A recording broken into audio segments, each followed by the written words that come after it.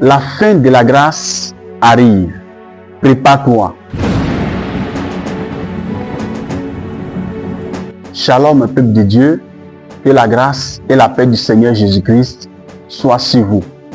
Aujourd'hui, le Seigneur a permis que je vous partage un message très important, qui est la fin de toutes choses. Pour pouvoir découvrir toutes ces vérités, je vous invite à m'écouter jusqu'à la fin, car le Seigneur Jésus-Christ arrive bientôt. Que Dieu vous bénisse. Pour entrer en profondeur de cet enseignement, nous allons lire dans Matthieu chapitre 24, le verset 14. Nous lisons. Cette bonne nouvelle du royaume sera prêchée dans le monde entier, pour servir de témoignage à toutes les nations, alors viendra la fin. Ce verset est bien clair. Cette bonne nouvelle du royaume sera prêchée dans le monde entier pour servir de témoignage à toutes les nations. Alors viendra la fin. Cette fin, il s'agit de quelle fin? Est-ce que c'est la fin de la grâce ou bien c'est la fin du monde? Parce que plusieurs ne comprennent pas ce verset. D'autres pensent que c'est la fin du monde où Dieu jugera le monde entier et il détruira la terre par le feu. Non. Mais cet verset parle de la fin de la grâce. C'est-à-dire, depuis la naissance de Jésus jusqu'à le jour de l'enlèvement de l'Église. C'est cette grâce-là que le Seigneur parle. Parce que la grâce a commencé depuis la naissance de Jésus jusqu'à notre temps, plus que l'enlèvement n'a pas encore eu lieu. Donc, nous disons toujours que nous profitons toujours cette grâce. Parce que la Bible dit, quand l'enlèvement aura lieu, la bête va rentrer en scène et il va persécuter les gens pendant 3 ans et 6 mois, qui est la grande tribulation.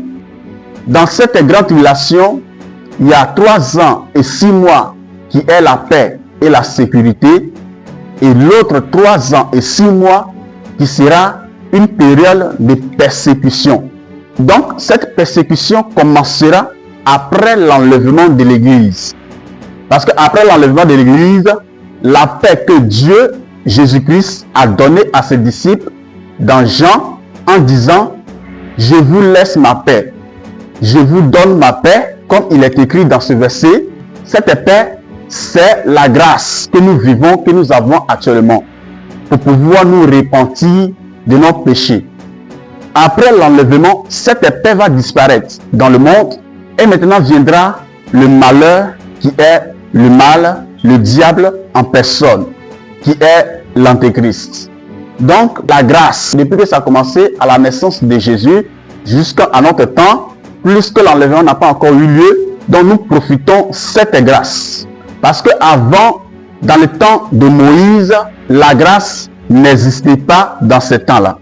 Parce que c'était dent pour dent et œil pour œil. Lorsque quelqu'un pêche, Dieu le frappe immédiatement.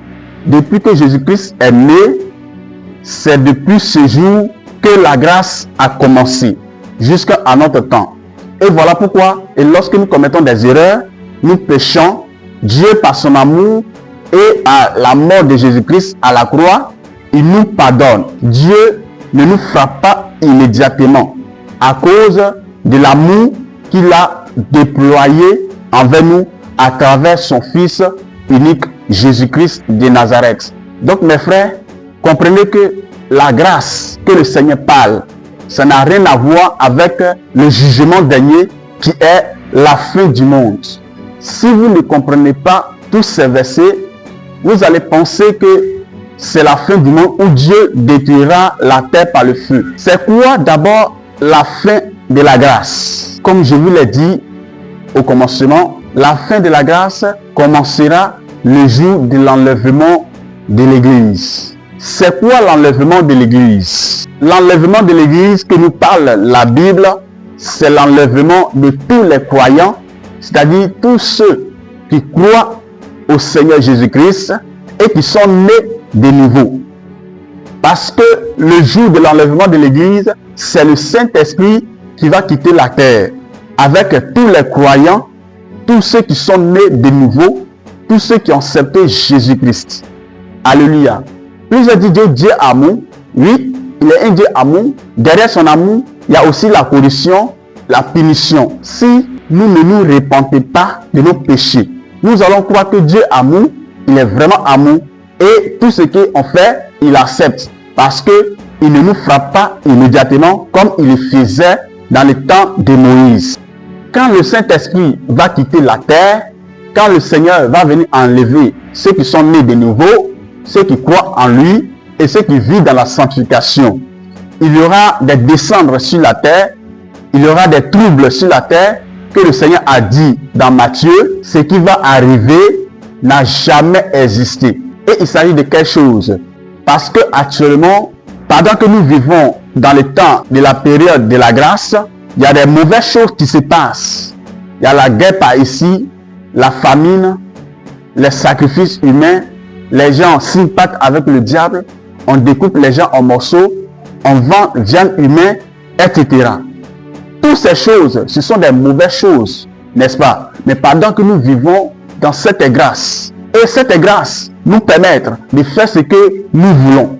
Cette grâce que nous vivons nous permet de faire ce que nous voulons. Chacun est libre de faire ce qu'il veut parce que la grâce de Jésus-Christ est encore sur la terre. Lorsque l'enlèvement aura lieu, personne ne pourra faire ce que lui-même il veut. Les gens vont fuir les maisons, beaucoup vont abandonner leur travail parce que déjà la marque de la bête est déjà mise en place. Ce qu'ils attendent, c'est l'enlèvement de l'Église. Et voilà pourquoi le Seigneur, par son amour, il nous accorde encore quelques temps dans cette grâce pour ne pas qu'aucun périsse, mais pour que tout le monde soit sauvé. Mais dans cette grâce, plusieurs refusent, continuent à vivre dans le monde, dans le péché, dans les choses abominables devant le Seigneur sans se repentir. Dans les temps de la grâce dans lesquels nous vivons, lorsque ces temps vont passer, ce qui va venir, c'est la grande tribulation. Ne pensez pas que Dieu va venir détruire la terre un coup, non. Parce que Jésus-Christ va venir régner d'abord pendant 1000 ans après la grande tribulation. Lorsque Jésus-Christ régnera pendant 1000 ans, lorsque son règne finira, c'est là Dieu jugera le monde entier et il va détruire la terre que nous vivons actuellement par le feu. Donc, la fin de la grâce qui est l'enlèvement de l'Église et la fin du monde qui est le jugement gagné où Dieu détruira la terre par le feu sont deux choses différentes. Nous allons lire un verset qui nous parle encore de la fin de la grâce. Comment la fin de la grâce commencera? Nous allons lire dans 1 Thessaloniciens chapitre 4 à partir du verset 16 à 17. Nous lisons. Car le Seigneur lui-même a un signal donné, à la voix d'un archange, et au son de la trompette de Dieu, descendra du ciel, et les morts en Christ ressusciteront premièrement. Ensuite, nous les vivants, qui serons restés, nous serons tous ensemble enlevés avec eux sur des nuées, à la rencontre du Seigneur dans les airs, et ainsi nous serons toujours avec le Seigneur. Ce verset est clair, car le Seigneur lui-même a un signal donné. À la voix d'un archange, au son de la trompette de Dieu descendra du ciel. Les morts en Christ ressusciteront premièrement. Ensuite, nous les vivants, qui seront restés, nous serons tous enlevés avec eux sur les nuées à la rencontre du Seigneur dans les airs, et nous serons toujours avec le Seigneur. Cet verset parle de la fin de la grâce, comme je vous l'ai dit au commencement, parce que si nous vivons dans cette période de la grâce, c'est à cause de nous les chrétiens que actuellement les habitants de la terre sont en paix, ils sont libres de faire ce qu'ils peuvent faire, parce que personne ne les dérange. Mais lorsque l'enlèvement aura lieu, personne ne pourra faire ce que lui-même il veut, parce que l'Antéchrist va venir régner, gouverner le monde. Et c'est ça qu'on appelle la fin de la grâce. Amen. Il est écrit dans 2 Timothée chapitre 3, le verset 1 à 5. Nous lisons. Sache que, dans les derniers jours, il y aura des temps difficiles. Car les hommes seront égoïstes, amis de l'argent, fanfarons, hautains, blasphémateurs, rebelles à leurs parents, ingrats, irréligieux, insensibles, déloyaux, calomniateurs, intempérants, cruels, ennemis des gens de bien, traîtres, emportés, enflés d'orgueil, aimant le plaisir plus que Dieu, ayant l'apparence de la piété, mais reniant ce qui en fait la force. Éloigne-toi de ces hommes-là. Ce verset est clair. Dans les temps de la fin, qui est la fin de la grâce, le monde sera vraiment méchant. Les gens vont abandonner Dieu ou les gens rejettent Dieu. D'autres, ils sont méchants, égoïstes, mauvais, hypocrites, impudiques, fornicateurs, masturbateurs, menteurs, voleurs, etc. Tout cela, le Seigneur a dit, le jour où l'enlèvement aura lieu, ces choses vont commencer. Et effectivement, nous vivons dans toutes ces périodes-là. Mes frères, tout ce que le Seigneur dit est de la vérité et nous voyons tout cela sur nos propres yeux. Alors, que penses-tu maintenant pour te préparer pour être enlevé? Parce que si vous ratez l'enlèvement, vous allez regretter le jour de votre naissance. C'est moi qui vous parle. Parce que ce qui va arriver sera vraiment terrible. Les gens vont commencer à fuir les maisons, les enfants, les femmes, les maris. Parce que le monde sera vraiment terrible. Et c'est pour cela que le Seigneur veut nous épargner en nous sauvant. Mais je crois et je vois que plusieurs dans ce monde, même les enfants de Dieu, ne réfléchissent pas sur cet événement qui arrive. D'autres pensent que c'est de l'amusement. Parce qu'actuellement, nous sommes libres de faire ce que nous-mêmes nous voulons. Mais les temps qui viennent sont vraiment mauvais. Comme le Seigneur a dit dans ce verset. Maintenant, c'est quoi qui est la fin du monde? La fin du monde, comme je vous l'ai dit, après le règne de Jésus-Christ sur la terre, qui est le règne 1000 ans, que la Bible appelle le millénium. Quand ces temps seront accomplis, c'est là que Dieu jugera le monde. D'abord, le monde qui est le diable. Et ensuite, les êtres humains. Tous ceux qui rejettent Jésus-Christ, tous ceux qui n'acceptent pas la parole de Dieu et qui ne vivent pas, qui ne mettent pas en pratique ce qui est écrit, qui vivent comme eux-mêmes ils veulent, seront jugés au dernier jour. Et c'est ça, on appelle la fin du monde. Sinon, la fin du monde, ce n'est pas le jour de l'enlèvement de l'Église. Parce que le jour de l'enlèvement de l'Église, le monde continuera encore. Donc, lorsqu'on parle de la fin du monde, ce n'est ni le jour de l'enlèvement de l'Église, mais c'est là où Dieu va détruire la terre que nous vivons actuellement par le feu dévorant. Comme il est écrit dans le livre de 2 Pierre, chapitre 3, le verset 7. Nous lisons. Tandis que, par la même parole, les cieux et la terre d'à présent sont gardés et réservés pour le feu, pour le jour du jugement et de la ruine des hommes impies. Ce verset est clair. Le ciel et la terre sont réservés pour le feu du jugement, c'est-à-dire Dieu, il va détruire la terre et il va juger tous ceux qui vivent dans le péché, tous ceux qui sont rebelles à lui, il va les juger et les jeter en enfer avec le diable. Parce que la terre que nous vivons, Dieu va détruire.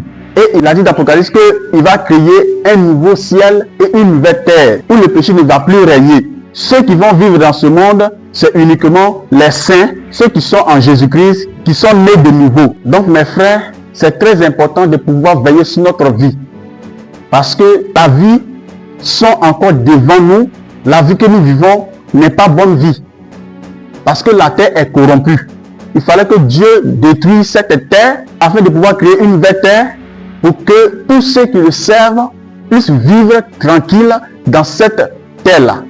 Et il est bien écrit que Dieu lui-même sera dans cette terre, dans la nouvelle terre que lui-même il va créer. Sa justice va régner. La sainteté va régner. Le diable sera enchaîné, sera jeté en enfer, lié, éternité en éternité. Le jour du jugement dernier. C'est ça qu'on appelle la fin du monde. Là où Dieu va détruire tout ce qui existe dans cette terre qui nous fait pécher. Alléluia. Les démons et ainsi que le diable. Il va les lier et les jeter en enfer au jour du jugement dernier. Et il va récompenser ses saints. Donc mes frères, c'est très important de pouvoir veiller sur ta vie. La vie est encore devant nous. La fin de la grâce commencera le jour de l'enlèvement de l'Église. Et après les 7 ans de tribulation, Jésus-Christ va venir régner pendant 1000 ans. Et après ça, le jugement dernier commencera où Dieu détruira la terre par le feu. Donc, c'est ce que j'aimerais vous partager, vous faire comprendre que la fin de la grâce n'a rien à voir avec la fin du monde. Veillez sur votre vie, sinon vous allez rater le ciel à cause du monde. Parce que le monde, c'est le diable. Parce que vous aimez le diable, vous aimez ce qu'il a envoyé. Où actuellement, les gens courent derrière les fêtes. Si on parle de la fin d'année, les gens se réjouissent. Parce que c'est une bonne chose, que c'est le 25 décembre que Jésus-Christ est né.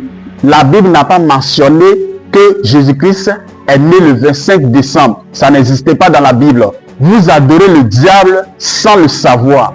Donc mes frères, c'est très important de pouvoir nous sanctifier, demeurer dans la sanctification. Car le Seigneur Jésus-Christ, notre Sauveur, revient bientôt. Et il viendra comme un voleur dans la nuit où personne ne saura quand il viendra. Donc c'est très important de pouvoir veiller sur notre vie et de nous garder, de nous sanctifier. Car Jésus-Christ revient. Que la grâce et la paix du Seigneur Jésus-Christ soient sur vous. À bientôt.